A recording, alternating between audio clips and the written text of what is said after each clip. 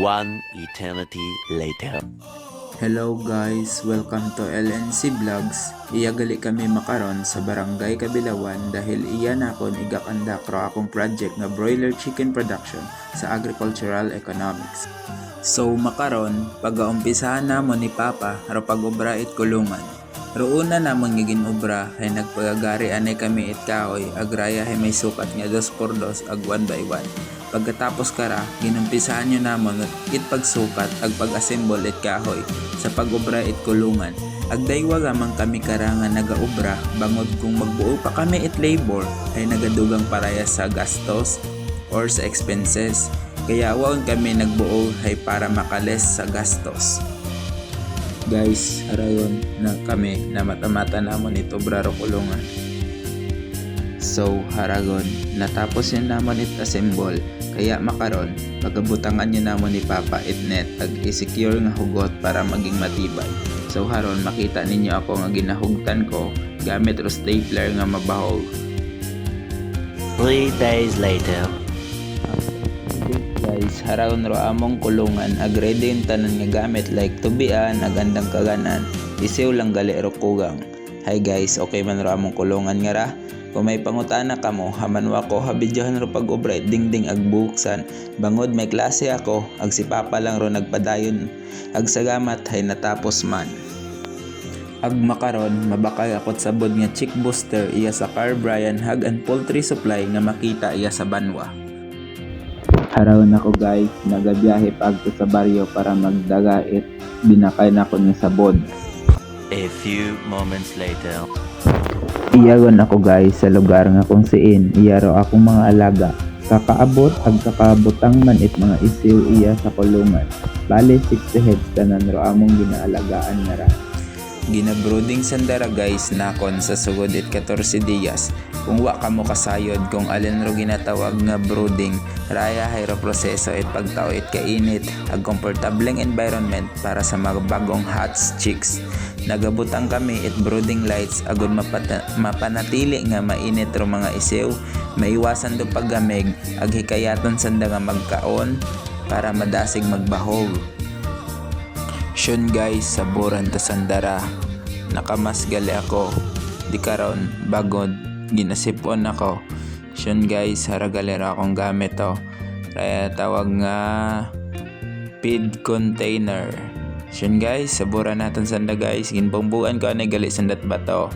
So haron ako sa kulungan pag to. Bit-bit ko raya nga container ag isugod yung sanda di karon sa kulungan para makakaon yung sanda. So di sa part nga ra dahil waon sanda itubig raya hay ginhugasan ko anay bago imausudlan. So haron guys, i-fast forward ko lang anay. Ginpuno ko ro andang water container aging daga sa kulungan. So haron makita nyo sanda. Bale 7 days old pa lang man sanda ron guys. 3 weeks later. After 3 weeks guys, musyon, ibahan niyo ako sa pagsabod. So haron, nagatimbangon sanda around 600 grams. Sa pagbukas ko it kulungan, ay nagabaganta sanda sa kaguot mon, kaya aton sanda ra nga saburan. Hello guys, sa part nga ra, dayaro among management sa ite. So haron si Papa, imogali guys, ro nagahimos o ga-manage kara para maiwasan do baho ag gangaw iya sa kulungan.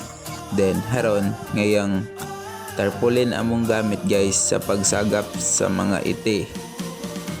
Pagkatapos kara guys haragon, ginalimpyuhan do tarpaulin gamit ro pressure washer para mas mapadali ro pagkalagas it mga ite nga nagakapyot. So hara guys, malimpyo ag ginabugad sa gawid.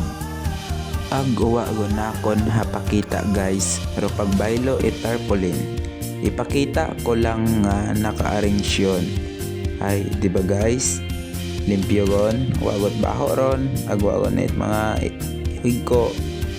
Ag haragon lang sanda guys after 44 days.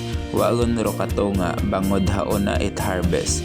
Wa ko ginbidyohan bangod iya lang ninyo guys makita sa last part. So haron sanda mabahogon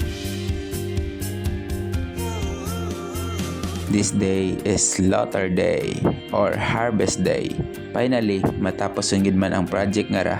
So guys, makita ninyo iyaro proseso it pagpatay, pagtumoy sa mainit nga tubig, aro paghimubog, agro paglimpyo, ag pagbuot at ang internal organs it mga broiler chicken. So hara guys, the first step aton imo nga sticking and bleeding hasta imora mamatay. So the second step is scalding. Igubgob natin mo sa tubig.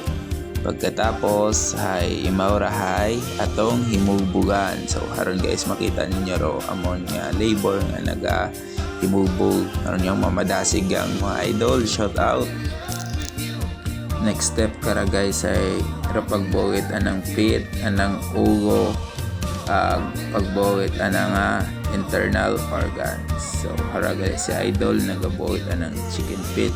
Separate mo ra guys ag iba matanang presyo kara. So karon mo lang guys. Di kara natin guys makita ang ginabuo ni idol ro anang tinae. O haron separate matarotik gon kara nagro atay. Agharaw na itsura dressed chicken. Haraw na ako guys nagasud sa plastic at mga nag-order. Pangbutang ko gon ag ready to deliver na po. A few moments later. Iyagali kami guys ni Papa nag-deliver it mga dressed chicken kanday Ma'am Saladar bangod imawro may mabaho nga order.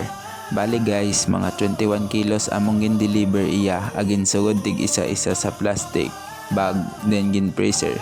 Bale ginbuligan yun lang namon imaw para mas mapadali pero ana nga pag-obra. Ag thank you gid sa tanan guys sa mga nag-order.